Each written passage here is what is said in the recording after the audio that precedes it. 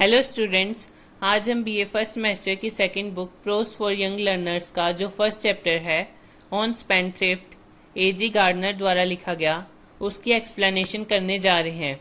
तो अगर आप हमारे चैनल पर नए हैं तो हमारे चैनल को सब्सक्राइब कर लें, तो इस वीडियो को मिस ना करें और अपने फ्रेंड्स के साथ शेयर करें।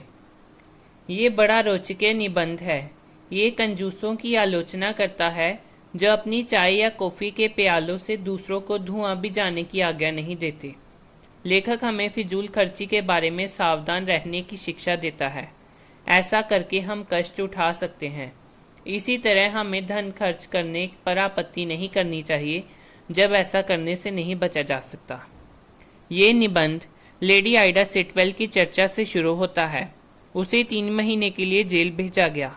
कुछ लोगों को शायद उससे साथ सहानुभूति हो सकती है क्योंकि वह फिजूल खर्च करती थी और उसने दूसरों से लिया कर्ज वापस नहीं किया था। दूसरों को शायद महिला के साथ सहानुभूति हो। लेडी आइडा सिटवेल बड़ी फिजूल खर्च थी। एक अपव्ययी के बहुत सारे मित्र होते हैं, किंतु कंजूस का कोई मित्र नहीं होता। कंजूस बहुत स्वार्थी हैं। अपव्ययी अच्छे स्वभाव का होता है। फिजूल खर्च करने वाले की बुरी आदत में थोड़ी सी उदारता है। उस व्यक्ति की उदारता की तरह होती है जो दान देने के धर्मोपदेश से पिघल गया। उसने अपनी पड़ोसी की जेब से एक गिन्नी निकाली और प्लेट में रख दी। लेडी आइडा सिटवेल उस धन को खर्च करने का आनंद लेती थी जो उसका अपना नहीं था। एल्वेस एक कंजूस था। ये कहा जाता है कि वह आग जलाने के खर्च को बचाने के लिए घंटों गीले कपड़े में बैठा रहता था। जब वह मरा उसके पास 5 लाख पौंड थे। लेखक हमें एक प्रसिद्ध मितव्ययी की कहानी बताता है। उसने काफी धन एकत्रित कर लिया था। वह अपने दलिये का धुआं भी अपने पड़ोसी तक जाने की आज्ञा नहीं देता था। वह वर्षा में चलते हुए मर गया क्योंकि वह इतना कमीना था कि वह टैक्सी किराए पर ना ले सका। उससे एक बार पूछा गया कि वह इतना धन बढ़ाने का चिंतित क्यों था जबकि उसका बेटा शायद उसे बर्बाद कर देगा। उसने कहा कि उसके बेटे को उसका धन खर्च करके खुशी मिलती थी और उसे इसे बचाकर खुशी मिलती थी। दोनों द्वारा धन एकत्रित करने और इसे खर्च करने में केवल स्वार्थी खुशी में बराबरी का मामला था। लेखक कहता है कि बिना सोचे ऋणी होने की आदत मितव्ययी की विचार करने की आदतों की अपेक्षा एक आकर्षक कमजोरी है। लेखक तब एक प्रसिद्ध व्यक्ति का उदाहरण देता है जिसे आय और व्यय के बीच का संबंध कोई ज्ञान नहीं था। यदि उसे अप्रत्याशित 100 पौंड मिल जाते, वह इसे अपनी पूरी आवश्यकताओं के अनुसार से इस पर नहीं देखता था। उसे भिन्न भिन्न लोगों को अपने मासिक बिल देने याद नहीं रहते थे। इस धन के आधार पर उसने सुबह नए पियानो का आदेश दिया। अपनी पत्नी को कीमती फर की जैकेट खरीदी। अगले दिन वह स्वयं को पहले की अपेक्षा अधिक ऋणी पाता। तब वह हैरान होना शुरू कर देता कि वह ऋणी कैसे हो गया।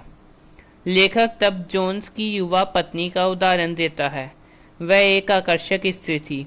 वह सदा अपने पति को गैर जिम्मेदारी ढंग से खर्च करके ऋणी बनाती थी।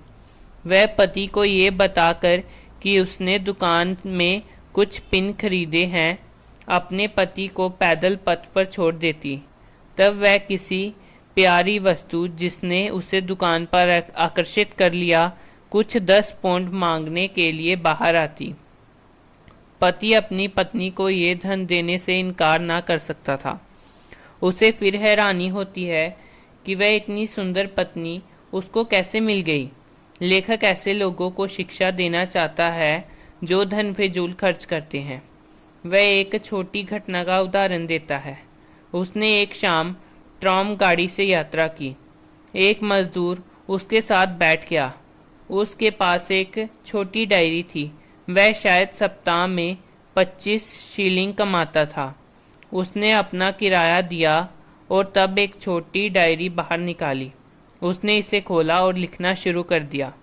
उसने लिखा, ट्राम का किराया 1/1 पेंस। लेखक जल्दी ही समझ गया कि मजदूर का जीवन बहुत अनुशासन बंद था। उसे अपने जीवन में एक शिक्षा या सिद्धांत का अनुसरण करना था। अपने खर्च का ध्यान रखो। ऐसी शिक्षा लेडी आइडा सिटवेल के जीवन से गुम थी। लेखक का विचार है कि ऐसे लोग जीवन में कष्ट उठाते हैं जो धन को खर्च करने की अपेक्षा कमाने के बारे में चिंतित हैं। स्कॉटलैंड और नस्ल के लोग में मुख्य अंतर ये था कि स्कॉटिश लोग इस पर अधिक विचार करते हैं कि उन्हें अपना धन कैसे खर्च करना था। लैंकाशायर के लोग धन कमाने के बारे में अधिक विचार करते थे। ये अंतर एक मितव्ययी व्यक्ति और अपव्ययी व्यक्ति के बीच की तरह था। लेखक कहता है कि वह प्रायः देखता है कि अधिक धन कमाने वाले लोग आमतौर से कष्ट उठाते हैं। उन्होंने धन कमाने की कला सीख ली, लेकिन इसे बुद्धिमत्ता से खर्च करने की कला को खो दिया।